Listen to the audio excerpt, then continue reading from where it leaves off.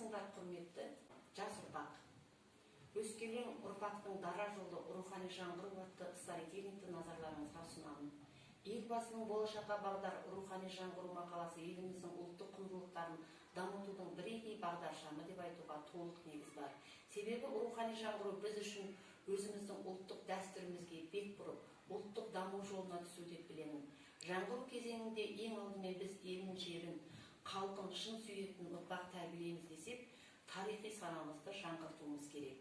Жастар кез келген мемлекеттің ең белсенді бөлігі, қоғамның қорғаушы күші. Сондықтан ел тірегі жастар. Жастар саясаттың мақсаты жастардың рухани, мәдени, білім алып, кәсіби толыққанды дамуы, шешімдер қабылдау процесіне қатысуы, олардың әлеуметін, елді одан ары дамытуға бағыттау үшін жағдайлар жасау екені көрсетілген. Жас ұрпақ алдымен осы елдің, осы кең байтақ жердің қалай иеленгенін, қанша қан төгіліп, мұндай даланы ата-бабаларымыз қалай сақтап қалғанын, қандарымыз бен билеріміздің қалай күрескенін білуі керек.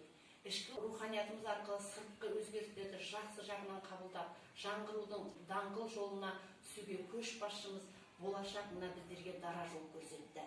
Ендеше көкжиектен ауытқымай, ол көшбасшысының өскелең ұрпаққа меңзеген дара жолымен биік шыңдарды бағындырайық. Рухани жаңғыру тұсында туған жер бағдарламасы да маңыздылығы арта түсті.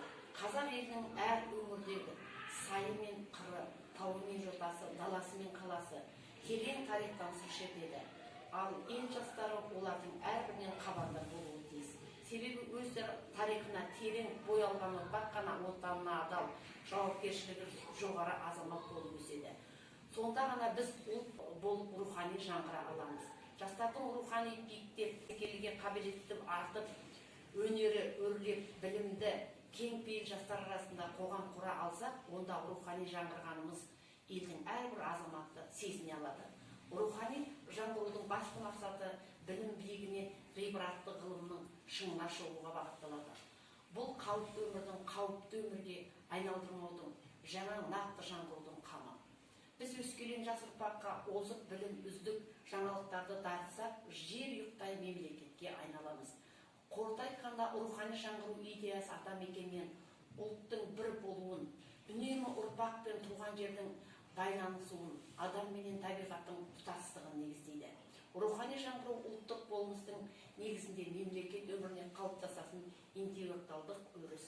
Ол жеке адамды, ұрпақты, ұлттық халықты табиғаттан, өзінің төл болмыстан ажыратып алып кетпейді. Керісінше өз болмысының әлеуметтік рухани негізін сақтай отырып, оны нығайтуға, қоғамға қорғауға, сақтап қалуға ықпал ететін ұғым. Ұлттық деңгей бір ұрпақтың, мемлекеттің тарихы мен болашақ алдында жасайтын қол жеткізетін жетістігі. Жеке адамның жеке әлеуметтік рухани жаңғыруы өмірге, уақытқа, ақыл парасаты мен білімменен бейімделе білуі. Адамды өмірге, қоғамдық ортаға, уақытқа, ақыл парасаты менен білімменен бейімдейтін ұлттық қасиеттер мен құндылықтар, атап айтсақ ұлттық сана, тарихи білім, ұлттық тәрбие, имандылық, тектілік және тағы басқа. Бұлар жеке адамды қоғам менен бүтін бір ұрпақтың ұлттық негізімен біріктіреді. Бұлардан қол үзген адам рухани жаңғырудың биігіне жете алмайды. Ұлттық рухы бар жерде рухани жаңғыру күш алады.